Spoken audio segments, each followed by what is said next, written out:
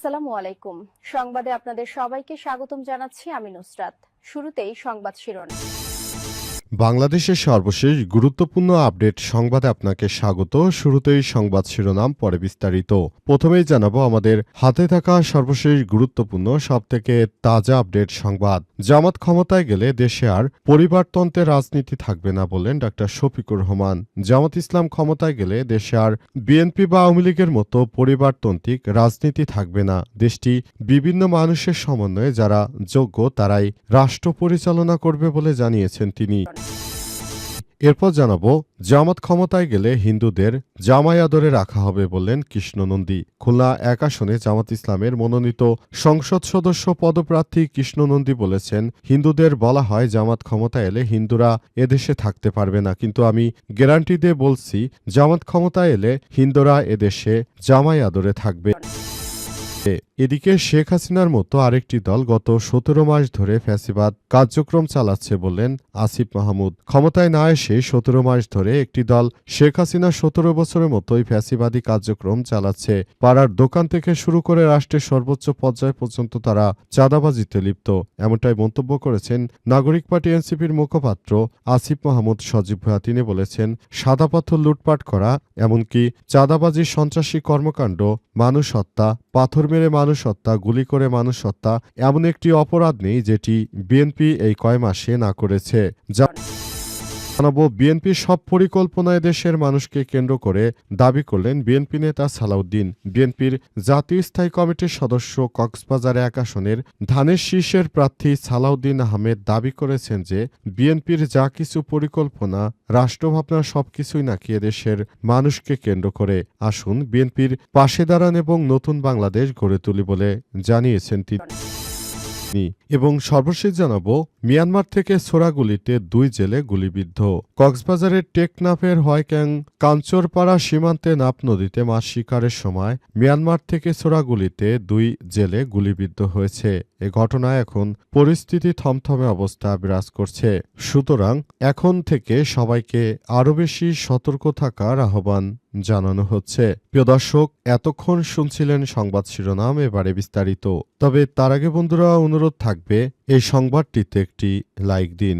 এই চ্যানেলে আপনি নতুন হয়ে থাকলে আমাদের সংবাদটি দেখতে দেখতে চ্যানেলটি সাবস্ক্রাইব করে রাখুন। কমেন্ট করে বন্ধুরা আপনার মূল্যবান মতামত জানিয়ে দিন আপনি বিশ্বের কোন দেশ থেকে বা বাংলাদেশের কোন স্থান থেকে আমাদের সংবাদটি দেখছেন এবং শুনছেন। আর বন্ধুরা, সংবাদটি আপনার সোশ্যাল মিডিয়া ফেসবুকে শেয়ার করে বন্ধুদেরও দেখার সুযোগ করে দিন।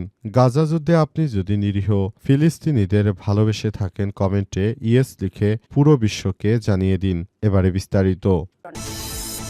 জামাত ক্ষমতায় গেলে এদেশে আর পরিবারতন্ত্রের রাজনীতি থাকবে না বললেন ডাক্তার শফিকুর রহমান। বাংলাদেশ জামাত ইসলামী যদি আগামীতে ক্ষমতায় যেতে পারে তাহলে এদেশে আর কোনো পরিবারতন্ত্রের রাজনীতি থাকবে না বলে জানিয়েছেন জামাত ইসলামের আমির ডাক্তার শফিকুর রহমান। আজ খুলনায় ঐতিহাসিক জামাত ইসলামের এক রাজনৈতিক সমাবেশে তিনি এসব কথা বলেন। তিনি খুলনাকে আগামীতে আরও ডিজিটালভাবে গড়ে তোলার ব্যাপারটি নিয়ে কথা বলেছেন। জামাতের আমির মনে করেন, আগামী জাতীয় সংসদ নির্বাচনে যদি জামাত ইসলাম ক্ষমতায় যেতে পারে এদেশের প্রতিটি মানুষের ভাগ্য নিয়ে কাজ করা হবে, দেশকে নিয়ে উন্নয়ন করা হবে, তবে বিএনপির মতো চাঁদাবাজি বা সন্ত্রাসীদের কোনো ঠাঁই হবে না। তিনি বলেন, বিএনপি যারা চাঁদাবাজ রয়েছে বা সন্ত্রাসী রয়েছে এদেরকেও আমরা কাজ দেব, সম্মানজনক কাজ দেব, যাতে করে তারা কাজ করে খায়, মানুষের পয়সা দিয়ে। আর চলার যে সংস্কৃতি তারা তৈরি করেছে সেখান থেকে তাদেরকে বেরিয়ে আসতে হবে বলে মনে করেন বাংলাদেশ জামাত ইসলামের আমির ডাক্তার শফিকুর রহমান। তিনি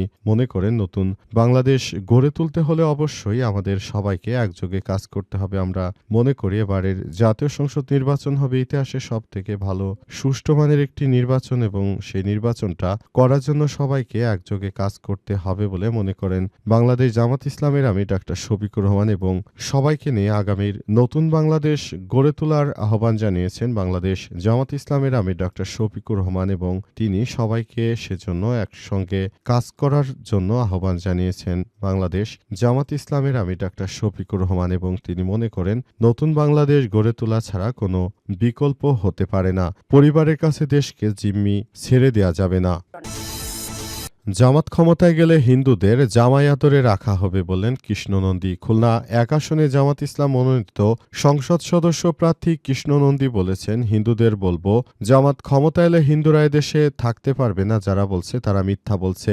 আমি বলতে চাই, জামাত ক্ষমতা এলে হিন্দুরা এদেশে জামাই আদরে থাকবে। আজ বিকেলে খুলনা সার্কিট হাউস ময়দানে জামাত ইসলামের নির্বাচনী জনসভায় বিশেষ অতিথির বক্তব্যে তিনি এসব কথা বলেছেন। কৃষ্ণনন্দী বলেছেন, জামাত টাকা দিয়ে ভোট কেনে না, টাকা দিয়ে গরু ছাগল বিক্রি হয় না।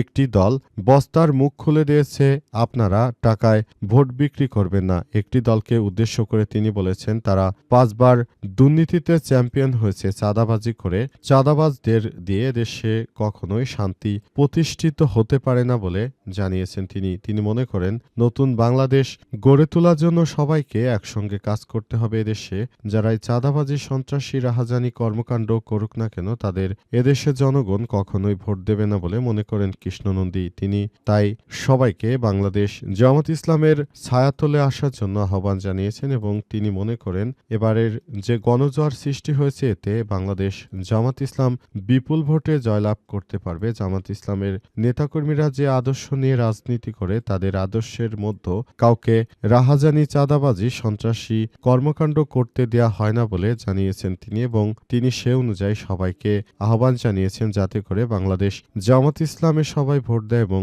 জামাত ইসলামকে আগামীর জাতীয় সংসদ নির্বাচনে জয়লাভ করতে সবাই যেন সর্বোচ্চ সহযোগিতা করে বলে জানিয়েছেন কৃষ্ণনন্দী।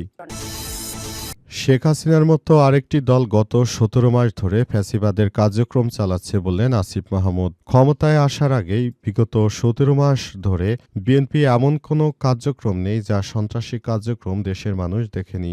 বিভিন্ন জায়গা থেকে চাঁদাবাজি, রাহাজানি, সন্ত্রাসী, মানুষকে পাথর মেরে হত্যা, ছুরিকাঘাতে হত্যা, নেতাকর্মীদের হত্যা, এমন কোনো হত্যাকাণ্ডের ঘটনা নেই যা বিএনপি করেনি। সম্প্রতির সময়ে জঙ্গল সলিমপুরে বিএনপির একটি অফিসের ভিতরে মূলত র্যাবের সদস্যকে প্রায় ৩-৪ ঘণ্টা ধরে পিটিয়ে মোতালেবকে হত্যা করা হয়েছে। বিএনপি এমন একটি সন্ত্রাসী দল, তারা মূলত বাংলাদেশটাকে দুর্নীতিতে ৫ বার চ্যাম্পিয়ন করেছিল, এমন রেকর্ডও তাদের রয়েছে। এই সন্ত্রাসী দলকে দেশের জনগণ কখনোই ভোট দেবে না বলে জানিয়েছেন তিনি মনে করেন, বাংলাদেশে যে মানুষ রয়েছে তাদেরকে বলবো, আপনারা ভালো চান নাকি খারাপ চান? নিজের ভালো যদি নিজে বুঝতে না পারেন, তাহলে জনগণের আসলে এই ব্যাপারটি নিয়ে এখন ভাবার সময় এসেছে। আপনাদেরকে বলবো, আপনারা আগামীতে কি চান? যদি ভালো থাকতে চান তাহলে অবশ্যই জামাত ইসলামের যে জোট সদস্যরা রয়েছে তাদেরকে ভোট দিয়ে জয়যুক্ত করতে হবে বলে জানিয়েছেন সাবেক এই উপদেষ্টা। বিএনপির সব পরিকল্পনা দেশের মানুষকে কেন্দ্র করেই বললেন বিএনপি নেতা সালাউদ্দিন। বিএনপির প্রায় প্রতিটি নেতাকর্মী ঋণখেলাপি। তাদের এই ঋণখেলাপির কারণে বর্তমান জাতীয় সংসদে আসলে বিএনপি কি করবে না করবে সেটি তাদের বিষয়। তবে জনগণ এবার ঋণখেলাপিদেরকে ভোট দিবে নাকি নতুন বাংলাদেশে তারা আবার সবকিছু করবে এবং এই বিষয়গুলো সবাইকে এখন বোঝার সময় এসেছে। এদেশের শিক্ষিত তরুণ সমাজ যদি বিএনপির মতো কোনো চাঁদাবাজ বা সন্ত্রাসীদেরকে বেছে নেয়, সেটি দেশের জন্য বড় ধরনের সমস্যা অপেক্ষা করছে। কারণ বিএনপির অধিকাংশ নেতাকর্মী ঋণখেলাপি। তারা যদি সংসদে যায়, আশা করা হচ্ছে আগামীতে তারাও আওয়ামী লীগের যে ভূমিমন্ত্রী সাইফুজ্জামান ছিল কিংবা অন্যান্য যারা ছিল তাদের মতো আবারও ঋণখেলাপি হবে, এটাই স্বাভাবিক ব্যাপার। সেজন্য জনগণকে সতর্ক থাকার আহ্বান জানিয়েছে জামাত ইসলাম, এনসিপি সহ আরও অন্যান্য নেতাকর্মীরা। তারা জানিয়েছেন যে এই ধরনের একটি চাঁদাবাজ সন্ত্রাসী গ্রুপ যারা ভোটের আগে মানুষকে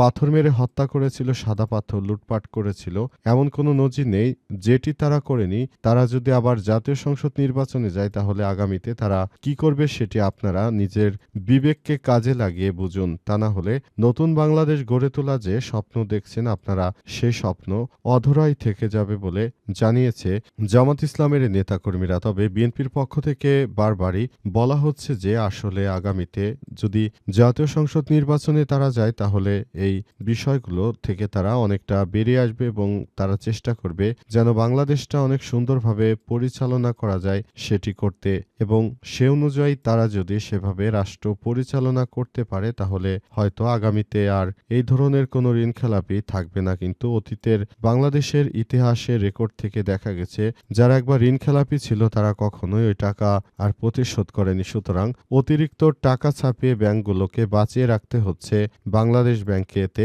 ব্যাপক আকারে মূল্যস্ফীতি বৃদ্ধি পায় এবং দেশের প্রতিটি জিনিসপত্রের দাম আকাশচুম্বী বৃদ্ধি পায়। সুতরাং সবাইকে এসব বিষয়গুলো এখনই সময় এসেছে ভেবে দেখতে হবে।